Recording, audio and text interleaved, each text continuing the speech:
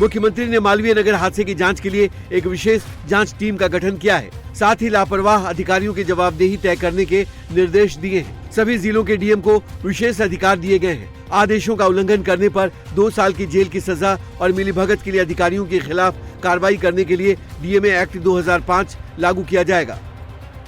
अवैध निर्माण पर सख्ती बरतते हुए गृह विभाग ने हम अब एक ऑर्डर जारी किया था, जिसमें डीएम की अध्यक्षता में सभी अधिकारियों की कमेटी बनी थी, जिसमें डीएम, डीसी, फायर, बिजली विभाग और अन्य विभागों के साथ उसको ताकीद की गई है कि तुरंत प्रभाव से अपने अपने क्षेत्र में चल रहे सभी ऐसे guest house, bread and breakfast, hotels, banquets और ऐसे ही निकाय जिन्होंने लाइसेंस लिया उसका वायलेशन कर रहे हैं, लाइसेंस नहीं लिया उनको तुरंत प्रभाव में सील करने की कार्रवाई, दंडित करने की कार्रवाई तुरंत प्रभाव में की जाए। मालवीय नगर की घटना के बाद अब दिल्ली में योगी मॉडल की तर्ज पर एक्शन हो रहा है। पूरी राजधानी में ताबड़तोड़ एक्शन हो रहे हैं। मालवीय नगर से करावल नगर और साकेत से रोहिणी तक अवैध निर्माण पर बुलडोजर कहर बन रहा है। यानी अब दिल्ली में अवैध निर्माण करने वालों पर सीधा एक्शन होगा। मार्किंग होगी, सीलिंग होगी और बुलडोजर चलेगा। मालवीय नगर में प्रशासन उन होटलों को खोलकर जांच कर रहा है जिनके मालिक एक्शन के डर से होटल बंद करके चले गए हैं। जिन होटल मालिकों ने नियमों को तोड़ा है उन होटलों को सील किया जा रहा है, लाइट काटी जा रही है। फ्लोरिश स्टे होटल में भीषण अग्निकांड के बाद एमसीडी सुपर एक्शन में दिख रही है। 1 जून से अब तक पूरी दिल्ली में 82 संपत्तियों पर डेमोलिशन की कार्रवाई की गई है। 43 संपत्तियों को सील किया गया है और 150 से अधिक नोटिस और ध्वस्तीकरण के आदेश जारी किए गए हैं। एमसीडी का सबसे बड़ा एक्शन दिल्ली के साउथ जोन में चल रहा है। हौज रानी में 12 अवैध B&B गेस्ट हाउस मार्क किए गए हैं। साथ ही मानक पूरे नहीं होने पर 5 गेस्ट हाउस को सील किया गया है। साकेत के सैदुल आजाब इलाके में 32 संपत्तियों की पहचान की गई है, जबकि 8 पर सीलिंग की कार्रवाई की गई है। वहीं खिड़की एक्सटेंशन की 9 संपत्तियां चिन्हित की गई हैं और 1 संपत्ति पर बुलडोजर एक्शन हुआ है। राजधानी दिल्ली में अवैध निर्माण पर एक्शन हो रहा है तो राजस्थान के जैसलमेर में भी बॉर्डर पर अतिक्रमण हटाया जा रहा है। अंतर्राष्ट्रीय सीमा से सटे क्षेत्रों में सुरक्षा और निगरानी व्यवस्था को और मजबूत करने के लिए सीमा से 15 किलोमीटर के दायरे में होने वाली सभी अतिक्रमणों का सर्वे कराया जाएगा और नियमों के खिलाफ पाए जाने वाले मामलों पर दिवाली से पहले कार्रवाई होगी। और कार्रवाई होने के बाद अगर कोई अवैध कब्जा या फिर नियमों के खिलाफ निर्माण कार्य पाया जाता है तो उस पर कार्रवाई होगी। और इसके अलावा जैसलमेर के 41 सरहदी गांवों का सिक्योरिटी मैप भी बनेगा।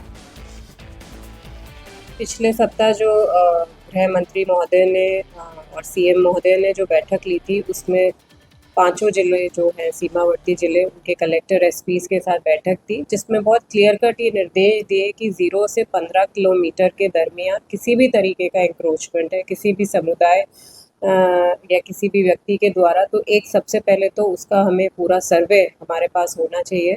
और साथ में यदि ऐसा कुछ पाया जाता है कि जो नियम विरुद्ध है तो उस पे कार्रवाई करने के लिए दिवाली पर्व से पहले ये हमें इसमें निर्देश दिए गए हैं।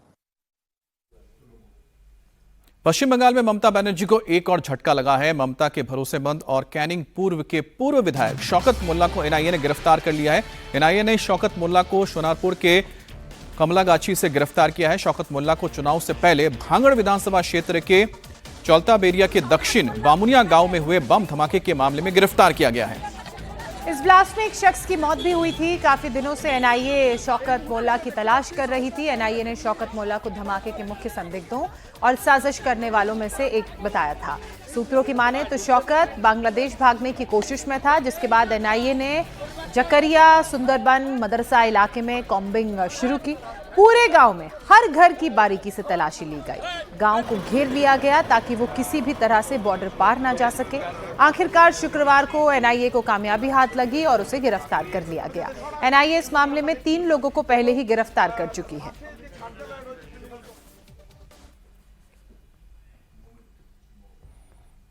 पश्चिम बंगाल में सत्ता गंवाने और 80 में से विधानसभा में 58 विधायकों की बगावत के बाद टीएमसी अब अपने अस्तित्व बचाने के लिए लड़ रही है।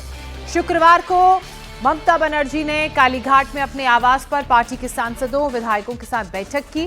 बैठक में 8 विधायक 6 सांसद शामिल हुए। बताया जा रहा है कि बैठक में केवल नेशनल वर्किंग कमेटी के सदस्य ही शामिल हुए। और सूत्रों की माने तो बैठक में विधानसभा स्पीकर की ओर से नियुक्त की गए विपक्ष के नेता ऋतुब्रतो बनर्जी अवैध बताए गए हैं और पार्टी इसके खिलाफ हाईकोर्ट जाने का मन बना रही है।